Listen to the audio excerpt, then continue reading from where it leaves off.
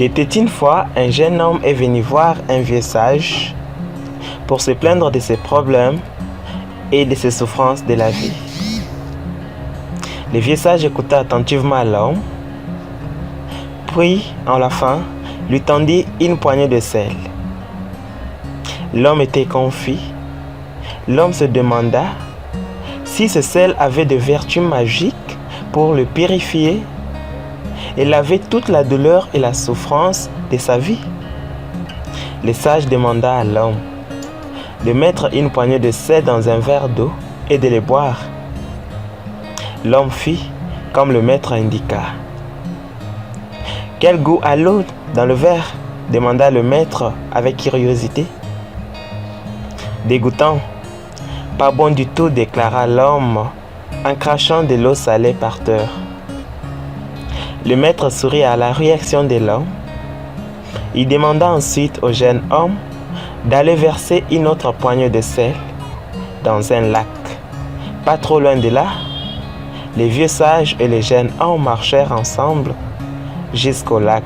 Tout près, l'homme lança la poignée du sel dans le lac et mélangea l'eau autant qu'il peut. « Maintenant, bois l'eau du lac, » ordonna le vieux sage. Le jeune homme but l'eau du lac sans aucun problème. « Quel goût a l'eau du lac ?» demanda le vieux sage. Le jeune homme avait soif et appréciait beaucoup l'eau fraîche du lac. « C'est parfait. Je ne goûte pas du tout le sel, » répondit le jeune homme, tout étonné.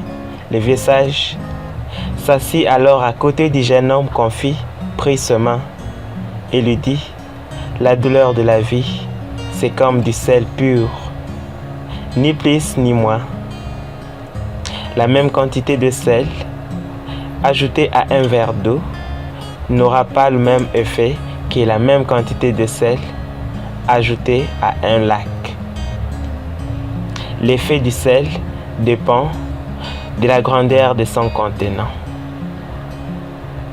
Tu sais, dans la vie, dans ta vie, la quantité de douleur reste exactement la même. Cependant, la quantité d'amertume que nous goûtons dépend du récipient dans lequel nous mettons notre douleur.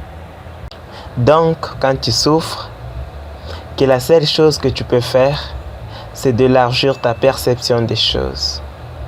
Arrête d'être un verre d'eau, deviens un lac.